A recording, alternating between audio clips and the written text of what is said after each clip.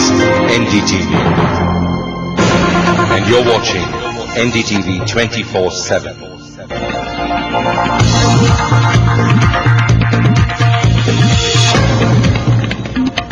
कोई आपको याद है उस 6 साल में जब आपको कहना पड़ा हो एनडीए सरकार को कि ये आप गलत कर रहे हैं, मत कीजिए? ना, हम गए थे ना, हमको गए थे, बल्कि विद्यार्थी परिषद का एक बहुत बड़ा एक 74 मांगों का नहीं, कोई किसी नीति के ऊपर आपने कहा कि मत कीजिए? नीति के ऊपर ही तो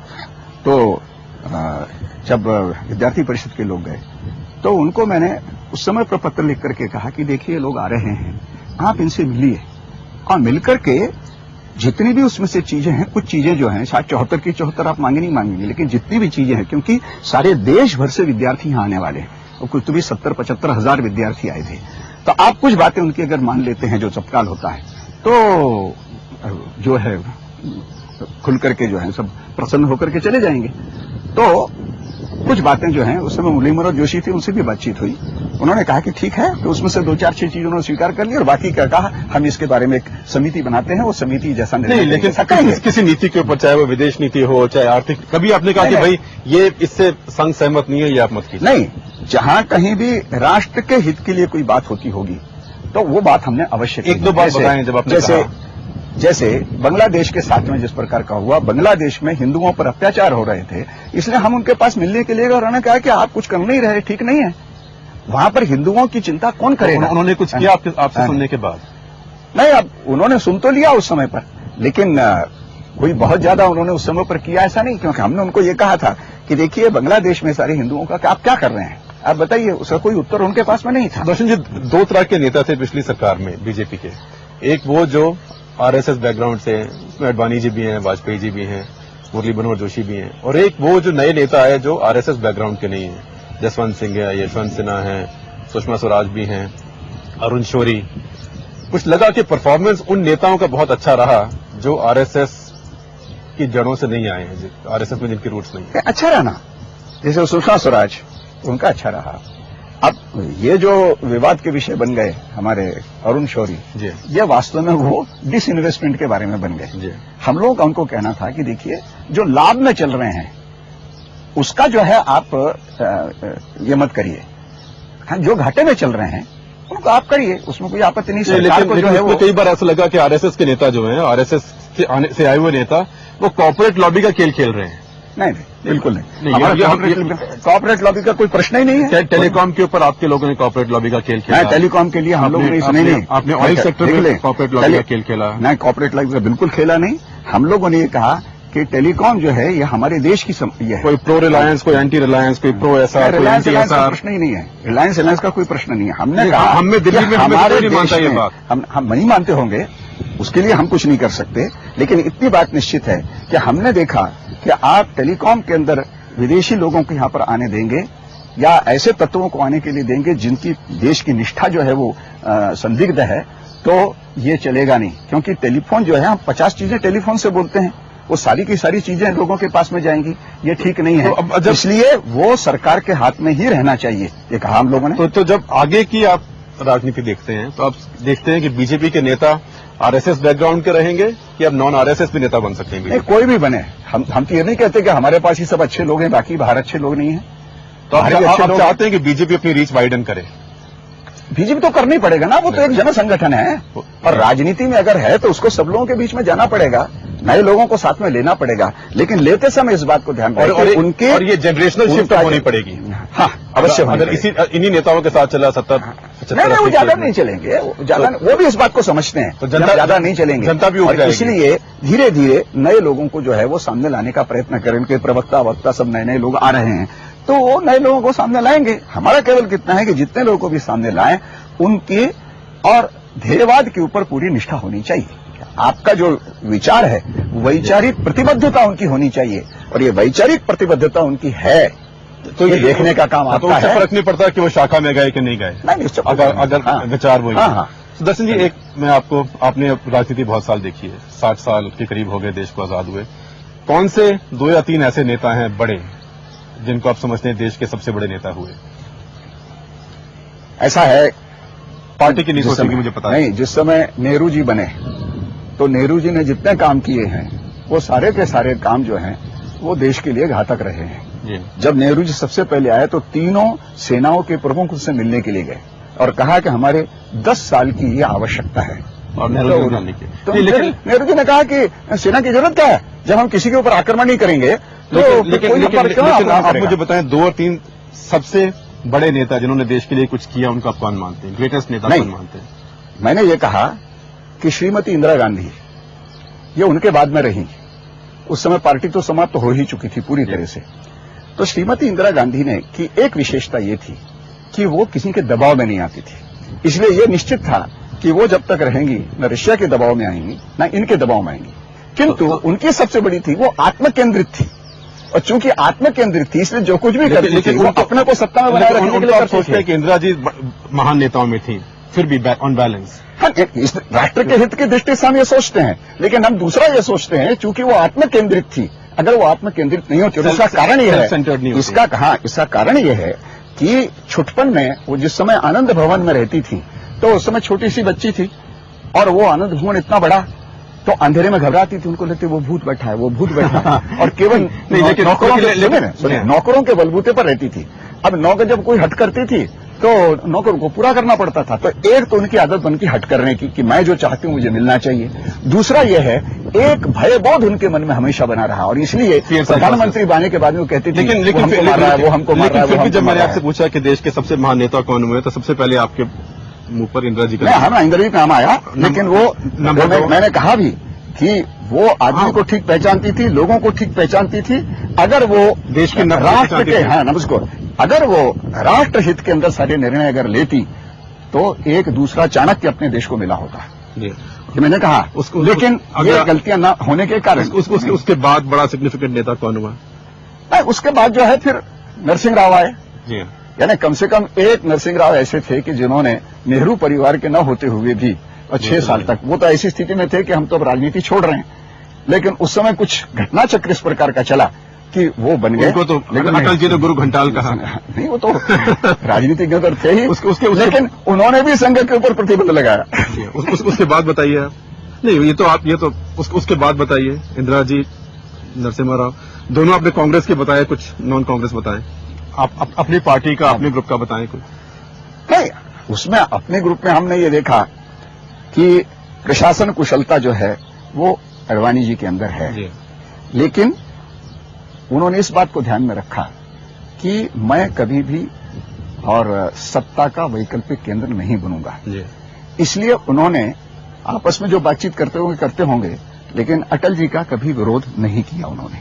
और ये हम लोग कहते थे कि भाई आप बोलिए ना उनको, ऐसे निर्णय जो हो जा रहे हैं कि जो हमारे हित के लिए नहीं है। किन बातों पर बोला, किन बातों पर आपने कहा कि बोलिए उनको?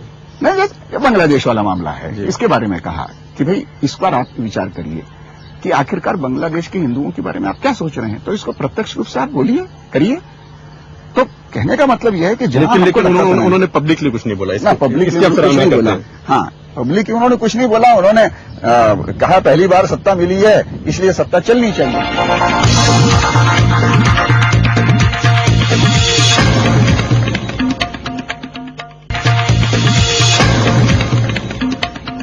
अटल जी को आपने अभी लिस्ट में नहीं रखा। अटल जी को इतना बड़ा भारी नेता मानते हैं, 3 का नाम लगा दिया, अटल जी का नाम नहीं आया अभी तक। नहीं, हम ये नहीं मानते कि उन्होंने कोई बहुत ज्यादा और इस प्रकार का काम किया है, ऐसा हमको भी लगता है। ठीक है कि वो रहे, उन्होंने कुछ अच्छे निर्णय लिए, पर आप ये नहीं सोचते कि अटल जी ने जो सबसे बड़ी बात की है कि सब लोगों के साथ जो संवाद रखना चाहिए था वो नहीं रखा, इसलिए लोग नाराज हो गए और इसलिए ऐसा लगा कि जैसे बहुत बड़ा। लेकिन आप सोचते हैं देश का इतिहास जब लिखा जाएगा तो उसमें अटल जी का नाम देश के महान नेताओं में आएगा कि नहीं आएगा? अब जो इतिहास लिखने वाले देखेंगे, इतिहास देखिए, जो समकालीन लोग रहते हैं उन समकालीन लोगों का ठीक प्रकार का चित्रण नहीं होता। इतिहास मिलेगा कि 30 साल के बाद। लेकिन अगर आप समकालीन इतिहास आज लिखेंगे तो वो देश के महान नेताओं में आएंगे। आज हम समकालीन इतिहास नहीं, कुछ बातों में जो उन्होंने अच्छा काम किया हम जरूर कहेंगे कि उन्होंने देश को प्रतिष्ठा दिलाई, किया, संपन्न बनाया। हाँ, जो कर सकते थे वो नहीं किया। उनको राम जन्मभूमि के अंदर ये कर सकते थे कि जो जमीन सर्वोच्च न्यायालय ने निर्णय दिया था कि ये जमीन जो है इनको वापस दे दो, वापस दे देते। आपने कभी ये सोचा था कि पिछली सरकार में पिछली नेतृत्व परिवर्तन हो? एनडीए की सरकार में आपने कभी सोचा कि 3 साल में 4 साल में एक नेतृत्व परिवर्तन होना चाहिए था?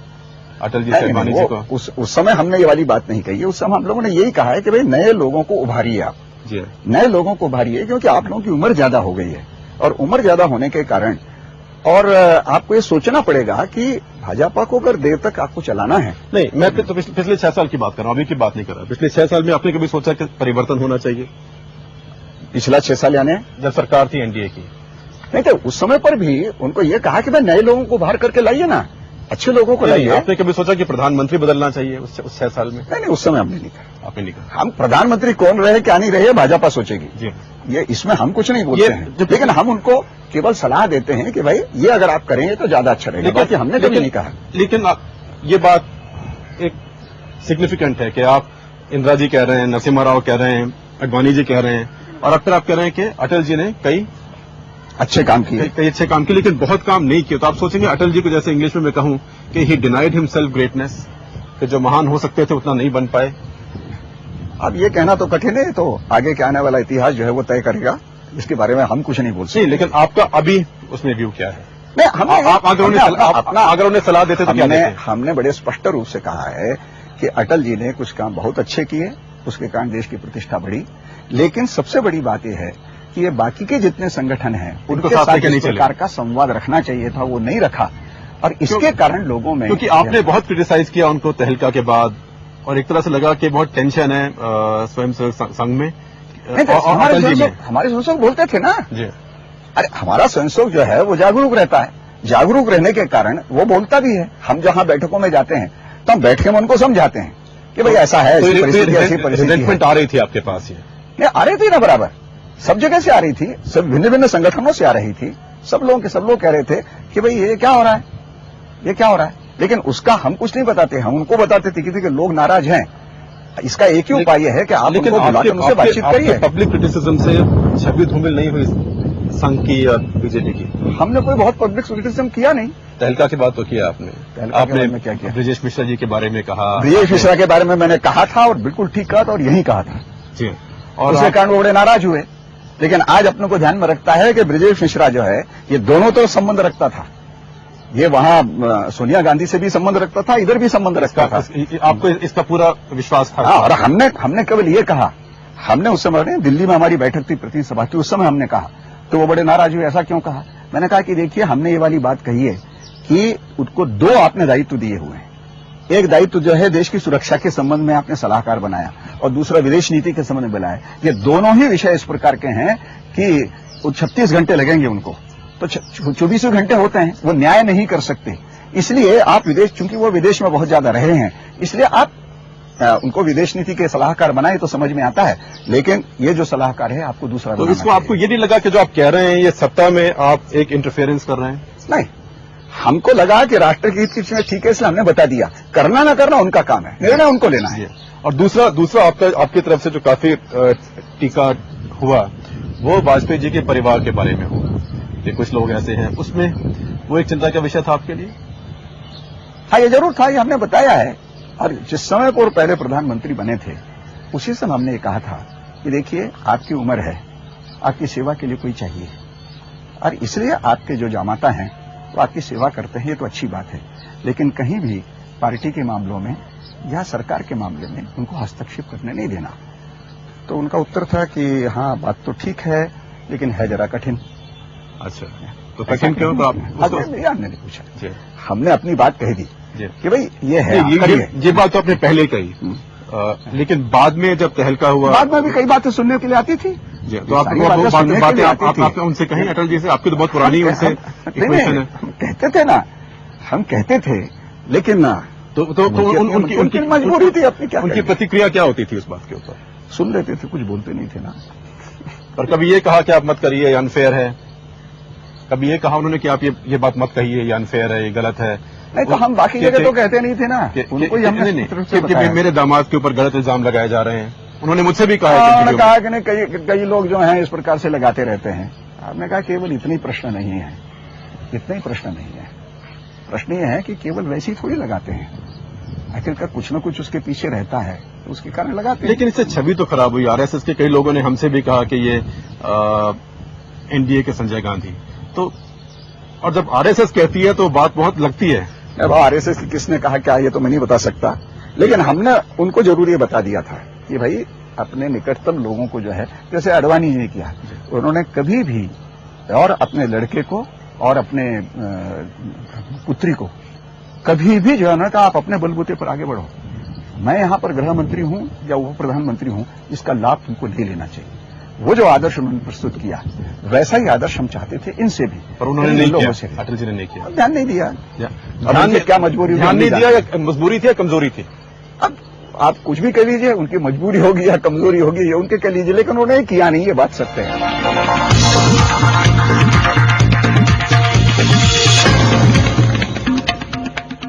नन्हे मुन्ने बच्चे तेरी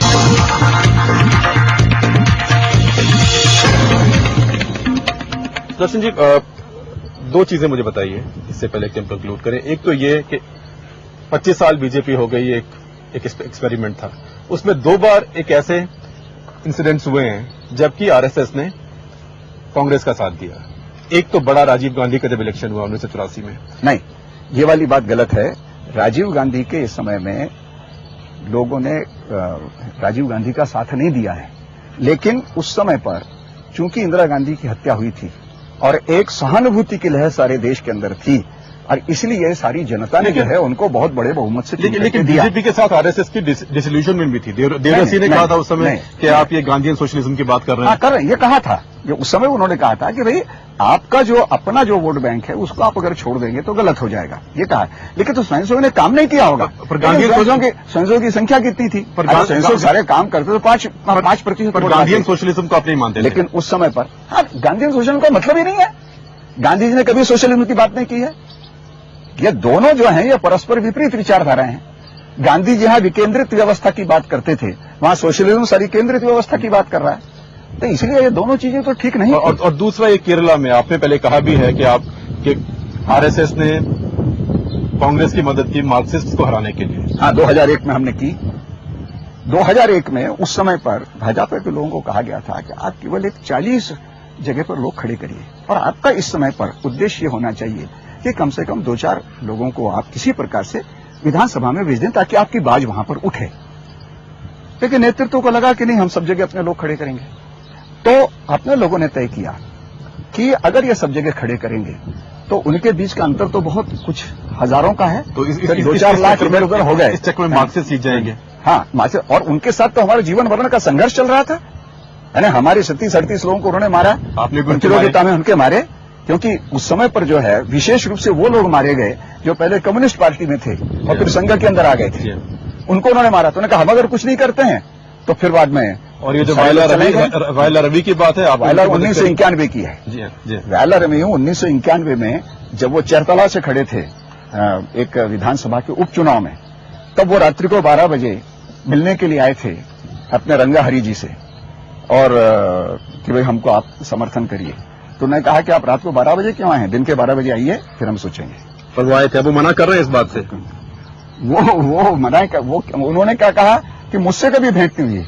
चल ठीक है, मुझसे तो उनकी कभी भेंट नहीं हुई, ना मैंने उनको देखा ना उन्होंने मुझको देखा नेता जो हाँ केरला में। हाँ। सुदर्शन जी, ये इंटरव्यू हमारे पास में वो पूरा का पूरा वो भी है।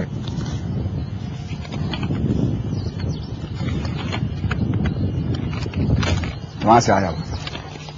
अच्छा, आपके कार्यालय से है? हाँ, हमारे कार्यालय। वायला रवि के ऊपर रिपोर्ट है ये?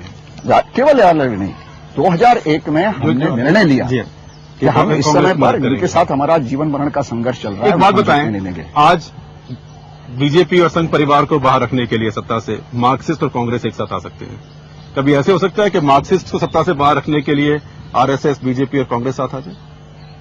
अब ये तो किस समय कैसी परिस्थिति निर्माण होती हो सकती है। हाँ, हो सकती है। इसमें कोई इसको आप राजनीति में कोई स्थायी मित्र नहीं होता और कोई स्थायी शत्रु नहीं होता, कोई परिस्थिति के आधार पर कोई अस्पृश्य नहीं होता। हाँ, राजनीति में अस्पृश्य नहीं होता। ये जो राजनीति आपको अस्पृश्य माना जा रहा है, माना जा रहा है, उसको क्या करेंगे? मानते होंगे, क्योंकि आज केंद्र बिंदु जो है भाजपा है। पहले कांग्रेस विरोध ये सारे विपक्षियों का नेहरू परिवार, हाँ, नहीं ना, कांग्रेस विरोध ये प्रमुख रूप से अब भाजपा अब जो है वो भाजपा केंद्र बिंदु में आ गया है। इसलिए वो भारतीय राजनीति का एक ध्रुव तो बना हुआ है, ये तो सत्य है। जी। अब उसका लाभ उठा करके अपनी पार्टी को कितना आगे बढ़ाते हैं उनको देखना है। तो आप इस बात को रूल आउट नहीं करना चाहते कि कल को एक ऐसा भी अलायंस हो सकता है, देश की राजनीति में ये एक टर्न अराउंड हो सकता है? हाँ, हो सकता है। और अगर होगा तो फिर आप कांग्रेस को अनटचेबल नहीं मानते? हम तो कांग्रेस को आज भी नहीं मानते, हमको कांग्रेस को आज भी नहीं मानते। संघ जो है संघ के अंदर लिखा है कि संघ की अपनी कोई राजनीति नहीं है। और मार्क्सिस्ट और संघ का स्वयं नहीं बताता मैं, संघ का स्वयं किसी भी राजनीतिक दल में जा सकता है बशर्ते वो हिंसा में विश्वास न करता हो अथवा उसकी देशबाह्य निष्ठा ना हो। तो उस समय पर कम्युनिस्ट ही ऐसे थे कि जिनकी देशबाह्य निष्ठा थी और बाकी जिनको कांग्रेस में जाना जा सकते थे। 1949 में सरदार वल्लभ भाई पटेल ने और अखिल भारतीय कांग्रेस कमेटी के अंदर ये प्रस्ताव पारित कराया कि संघ के लोग अगर कांग्रेस में आना चाहते हैं तो उनका स्वागत है। लेकिन उस समय नेहरू जी विदेश यात्रा पर गए थे, जब वापस आए तो लोगों ने कहा अरे साहब ऐसा प्रस्ताव पारित हो गया है, संघ वालों को लेकर के वो अपना गुट बनाएंगे और आपको हटा देंगे। लेकिन आज उन्होंने आकर के वो सारा प्रस्ताव जो है, आज बड़ा दुश्मन कौन है, कांग्रेस है या मार्क्सिस्ट है? ऐसा कुछ नहीं है। सब जिस समय जैसी परिस्थिति निर्माण होगी उसके अनुसार हम करेंगे। कभी मार्क्सवाद तो जो है, मार्क्सिस्ट जो हैं ये तो कभी देश के हो ही नहीं सकते, क्योंकि उन्होंने कभी देश के हित को सामने रख करके सोचा ही नहीं है। इन्होंने कभी नहीं सोचा, इसलिए ये हो ही नहीं सकते।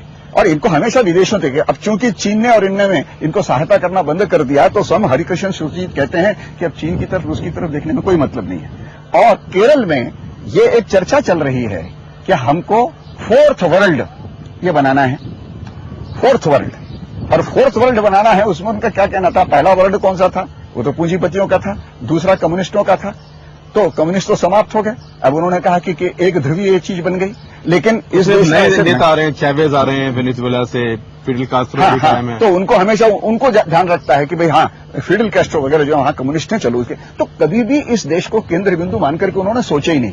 इसलिए कम्युनिस्ट जो है उनको मैं कॉमनिस्ट कहता हूं। कम्युनिस्ट। एक एम तो मार्क्सिस्ट बात की है, दूसरा एम अभी तक हमारी बात हुई मोदी, नरेंद्र मोदी का जो राज रहा गुजरात में, इससे बीजेपी की, संघ की, देश की छवि बढ़ी है या धूमिल हुई है? ये तो आप ही देखें कि दोबारा जिस समय चुनाव हुआ तो 2/3 बहुमत से जीत करके आए, जबकि सारे अखबार लिखते थे। पहली बात यह है गुजरात के मामलों को अनावश्यक रूप से तूल दिया गया। बहुमत से तो मार्क्सिस्ट इतने साल से जीत रहे हैं बंगाल में। हाँ, मार्क्सिस्ट जीत रहे हैं लेकिन कर कुछ नहीं रहे हैं।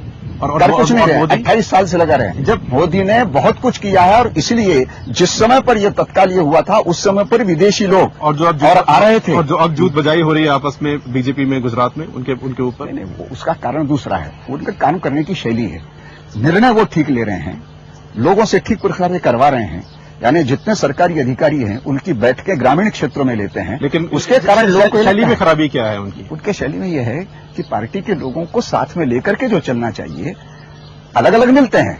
कभी इनको मिलते हैं, कहीं किसी जिले में जाके सब लोग बुलाते हैं। उनको सुझाव दिया? हाँ, हमने सुझाव दिया कि भैया सबको साथ लेकर के चलो ना।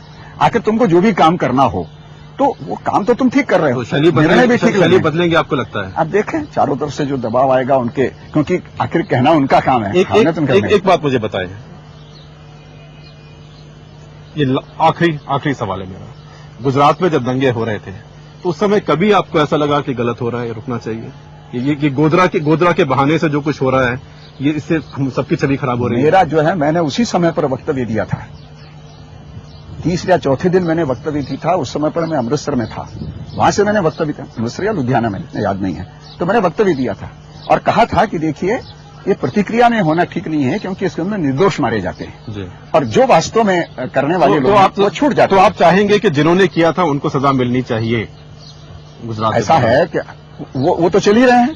प्रश्न ये है कि उस समय पर ये एक जनता का उभार था और इसमें केवल कोई भाजपा के लोग थे या बाकी लोग थे, ऐसे नहीं। जो भी लोग सारी जनता थी ना। 1000-2000 लोग मर जाएं तो कुछ किसी को सजा तो मिलनी चाहिए कि नहीं? अरे उस समय पर 1000-2000 मिले, कौन मरे? हिंदू नहीं मरे क्या? जो भी मरे, इसलिए कहा ना, पर सजा तो मिलनी चाहिए किसी को। आप जब कहते हो कि भाई कानून का राज है तो कानून के राज से जिन लोगों को सजा है, अब वो कानून का राज कहते हैं। और बंबई के अंदर जितने लोग थे जिन्होंने बंबई में बॉम्ब विस्फोट किया था वो सबके सब छूट गए, सारे लोग छूट गए। ये क्या मतलब है ना? आपका कानून की प्रक्रिया इस प्रकार की है कि इसमें जितने अपराधी हैं वो सबके सब छूट जाते हैं। सुदर्शन जी, आपसे तो बात करें तो मेरे ख्याल कई घंटे करते रहे। ये पहली बार हमारी मुलाकात हुई है और हम आशा करेंगे कि अब बार समय दें तो हम बाकी सबसे के ऊपर आपके देना कठिन रहता है, क्योंकि हमारा अपना ये रहता है। बहुत बहुत धन्यवाद, आपने बहुत तसल्ली से बात की।